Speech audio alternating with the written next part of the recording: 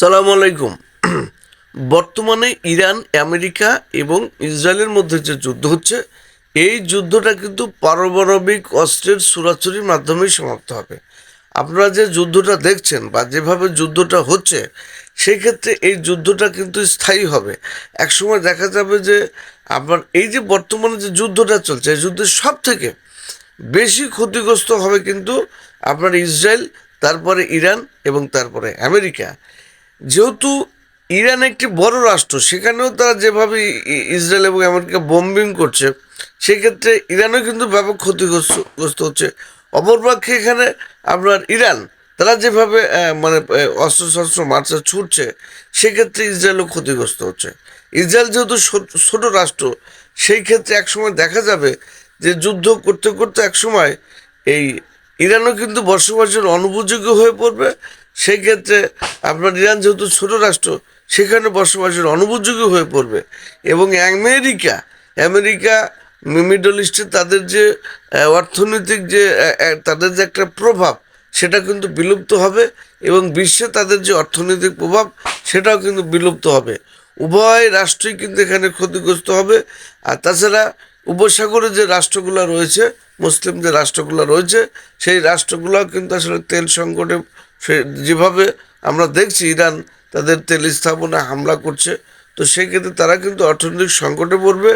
ইউরোপের যে রাষ্ট্রগুলো রয়েছে, তারাও তেল সংকটে পড়বে এবং তারাও কিন্তু আসলে একটা অর্থনৈতিক সংকটে পড়বে, মন্দার মধ্যে পড়ে যাবে।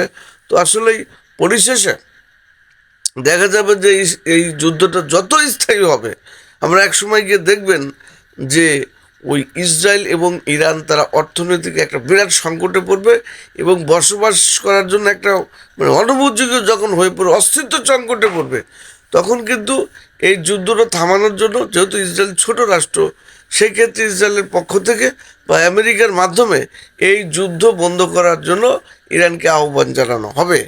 এবং ইরান যেহেতু মিসাইল, বিভিন্ন অস্ত্রশস্ত্র তারা তৈরি করছে, তাদের মাটির নিচে মিসাইল ভান্ডার রয়েছে এবং তাদের বর্তমান বন্ধু চীন এবং রাশিয়া তাদের বিভিন্নভাবে চোখের আড়ালে বা পর্দার আড়ালে থেকে কলকাঠি নাড়ছে এবং আমরা দেখছি তারা কিন্তু অস্ত্রশস্ত্র সরবরাহ করছে। নাহলে ইরান এত অস্ত্র পাচ্ছে কোথায়, এ একটা প্রশ্ন থেকে যাচ্ছে।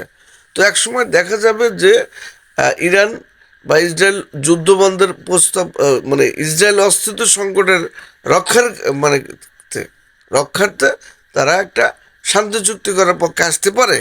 এবং ওই সময় যদি ইরান এটাকে নাকচ করে দেয় বা সেটা অস্বীকৃতি জানায়, সেক্ষেত্রে হয়তো ইসরায়েল এবং আমেরিকার পক্ষ থেকে একটা পারমাণবিক হামলার হুমকি আসতে পারে। এখন প্রশ্ন হচ্ছে, ইরান কিন্তু এই যুদ্ধ সহজে থামাতে চাইবে না, কারণ এই যুদ্ধ তারা আসলে যদি হেরে যায় বা এই সময় তারা যুদ্ধ থামিয়ে দেয়, তারা কিন্তু আসলেই পরবর্তীতে আবার কিন্তু ইসরায়েল এবং আমেরিকা তাদের উপর আবার হামলা করবে। নিষেধাজ্ঞার স্যাংশন দিয়ে এরা তো দেউলিয়া হয়ে গেছে। সুতরাং তারা কিন্তু এখন একটা ব্যাকুল হয়ে পড়েছে। তারা আসলে কোনো যে বর্তমানে যে যুদ্ধ বিরতির যে প্রস্তাব, তারা কিন্তু আসলে সেদিকে যাবে না। যখন আপনার ইসরায়েল এবং আমেরিকার যুদ্ধ বন্ধের প্রস্তাব নিয়ে আসবে, যদি ইরান এভাবে যুদ্ধ বন্ধ না করে যদি এভাবে ক্রমাগত আক্রমণ করতেই থাকে বা তারাও ইসরায়েল আমেরিকা আক্রমণ করতে থাকে, একসময় কিন্তু যে কোনো সময় হয়তো পারমাণবিক অস্ত্র হুমকি আসলে, যদি ইরান পারমাণবিক অস্ত্র হুমকি দেয় পাল্টা, সেই ক্ষেত্রে এখানে কিন্তু একটা হয়তো চুক্তির মাধ্যমে বিষয়টার সমাধান আসতে পারে, অথবা এই পারমাণবিক অস্ত্র ছোড়াছড়ির মাধ্যমেও কিন্তু একটা সমাধান নইলে হয়তো আমরা দেখছি যে যুদ্ধ যেভাবে চলমান রয়েছে, উভয় পক্ষ একজন আরেকজনকে ছাড় দিয়ে কথা বলছে না। তো আমরা মনে করি যে যুদ্ধ আমরা চাই না।